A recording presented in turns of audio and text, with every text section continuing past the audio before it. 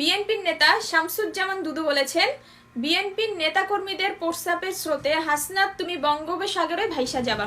আসলে চিন্তা করতেছি গত 17 বছরে কেন আপনারা একটু মানে প্রস্রাবের জনসভা করলেন না বলুন তো? তাহলে তো আওয়ামী লীগের জন্য এত তাজা প্রাণ ঝরাইতে হইতো না সরানোর জন্য, অটোমেটিকই তো আমরা তাদের ভাষায় দিতে পারতাম।